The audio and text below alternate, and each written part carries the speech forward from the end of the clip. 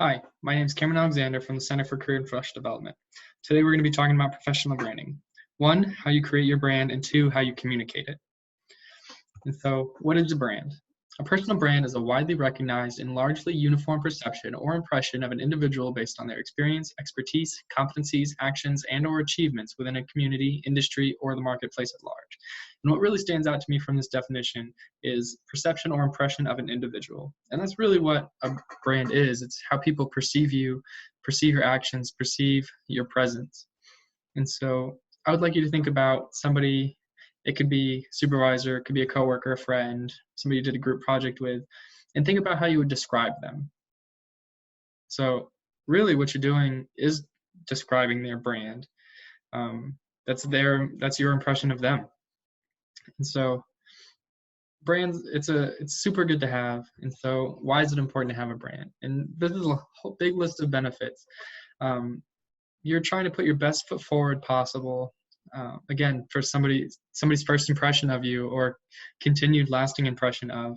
And so the best way to promote your brand in a positive light, that leads to recognition for that dream job, for that better opportunity, maybe to really showcase your skill set and what you want to work in. And it also could lead to that higher paying job opportunity. Some other huge benefits is confidence. Once you figure out your direction and where you want to take your career or how you want to have people perceive you, there's definitely gives a certain vibe of confidence. It helps you have that direction, have that guidance, and it just makes life a lot easier and more at ease when you're in those settings if you know what you're trying to promote. So when you're going to create your brand, you want to think about all these things. You're trying to create your base for what you're looking for. And so this next activity is really where we can talk about that and create that basis. And so I'll give a second. If you need to pause and grab a sheet of paper and something to write with, you can do so now. Okay, so the activity is going to be on the next two slides. I'll show a list of two slides. They have about 70 workplace values, and what these values are, that's your base. From there, for the first part of the activity, I want you to write down 15 that you really identify with, and I'll give time between each slide so you can pause and then move on to the next one as we go and in between the activities. Okay, so here's the first slide. Maybe my thing's in the way. Okay. Here's the second one.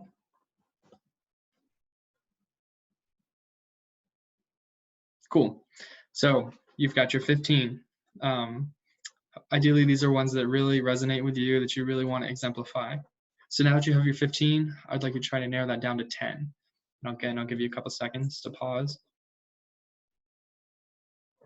Okay, so now that you have your 10, this is the hard part. You need to pick the 5 strongest ones that you identify with and rank them, 1 being the one you most identify with and 5 being the least. So once you have these 5, you can really start thinking about how you want to communicate your brand. With these, keep those values in mind as we go along. And this is a good way to think about where you can, again, how you can communicate it. So the first way you can communicate it is in your resume and your cover letter. So in the resume and cover letter, you're really talking about those skills you have, those values. And so you're trying to explain them. And oftentimes in a cover letter, you go about that way by showing your experience. You do that in the resume too. You list where you've worked, maybe you've done an internship, your jobs, your volunteer stuff, all that good stuff. And then the cover letter, you're talking about a time. So take a couple seconds, maybe write down a couple places where you've worked, or maybe you've been in class, you've done research where you exemplify these values that you've chosen. So I'll give you a couple seconds to write those down and think about them. Okay, cool. And so here, maybe one of yours is teamwork. You had an internship where you were working as part of a team. So in your cover letter, you might talk about how you acted as a team to create this product, being what product specifically. In your resume, you list that as well. And that way, across both documents, you have that teamwork skill shown. Okay. So the next one is your visual identity. And this one is often where people get most of their impressions on you. And so the biggest one is making sure everything that everyone's ever going to look at is consistent. And so what that means is consistent is having that brand, having that teamwork skill, for example, be shown through every aspect of your application materials, like your resume, cover letter, portfolio, maybe your LinkedIn, and having those things be consistent across the board. Next one's dressing for the job. This one's always tough because you're not going to dress, every industry is not going to dress the same. So it's going to be very different. But the main thing is to remain presentable. And again, keep it consistent. You don't want to dress sloppy one day, but nice, clean, and cut the next day. And again, whatever that means for whatever industry, that's really what's going to be the determining factor. But consistency is always key here. Okay, so this is probably, in this day and age, this is the next most important. Employers will be reviewing your social media. So anything that you put out in the world is viewable, and there's really not tons of ways to get around that. So things like your Facebook, your Instagram, your LinkedIn is a big one. So keeping it consistent across all channels, everything you post. You want to post what you feel comfortable with talking. If somebody was to ask you about an interview, you want to be comfortable talking to that person about it. You don't want it to be you at a party and having to explain that to a potential employer. And that goes with the maintaining level of professionalism. And then keeping your professional stuff up to date, like your portfolio, if you have a website, your LinkedIn, keeping those up to date, clear cut, and making sure that if somebody was to Google you and see those things or look you up on LinkedIn, that everything's up to date. And again, though, you should have those values in LinkedIn. Maybe you have those values listed in your summary.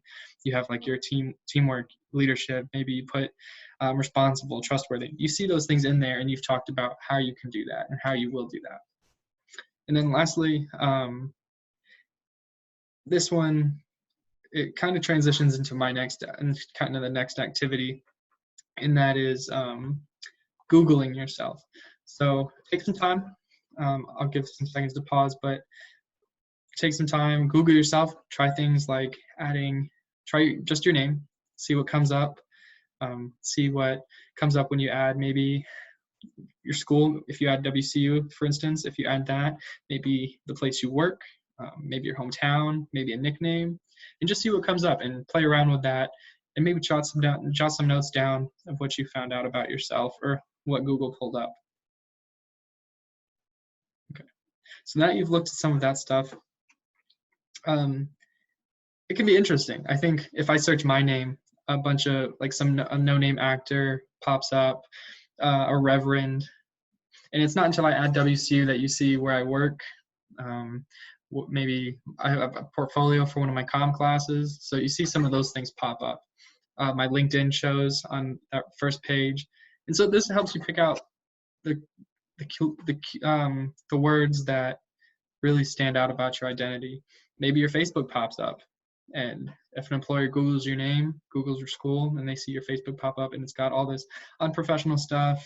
Again, like you're at a party, you're posting rude things to other people, an employer is going to see that. So just remaining conscious of what you put out there really goes a long way into how people perceive you and to what you really are trying to get across as part of your brand.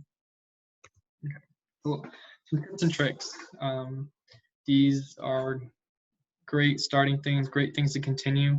The top one I can't stress enough. Anytime that I've been in an internship or in a job, keeping a strong work ethic goes a long way into getting more of that opportunity from the list of benefits earlier, getting more recognition, getting those better opportunities to show what you have to bring to the table, which is really what will continue to advance your career and advance where you are within a company.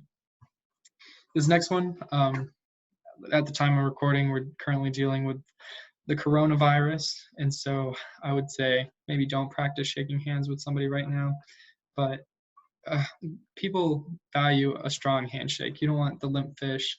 You don't just want to put your hand out there dangling. So practice. I mean, practice makes perfect. And so again, this is all about creating the best possible impression on somebody as soon as you meet them. And this next one, networking. Networking is huge. And when go with your brand. You want to make sure that you have things that you know what to talk about, you know what you want to talk about, and then after you have that conversation, that person walks away and like, hey, this person was really cool. I remember these things about them, and it just goes a long way to. It's all about who you know. That's what everyone says, and it's true. It's all about who you know. And then this next four are really, really super important. You have to enjoy your brand. It's not going to end well if you don't enjoy what you put out there. You don't want to be the person that is just trying to fake it. If you're faking who you want to be, people see right through it, and then you're just not going to be as happy. Happiness is super important because this is what you're trying to portray. This is how you want people to see you, and if being, I mean, faking it and just not being genuine about things can just end up being a real problem and a real pain. But whatever you choose to as your brand, embody it. This goes back to the confidence. This goes back to getting those opportunities, being confident in what your brand is and really showing it. That goes back to being consistent. If you're going to embody your brand, it needs to show across all your documents. It needs to show in the way you act, the way you dress, that sort of stuff. And then last one, repetition builds reputation. And this one is super true.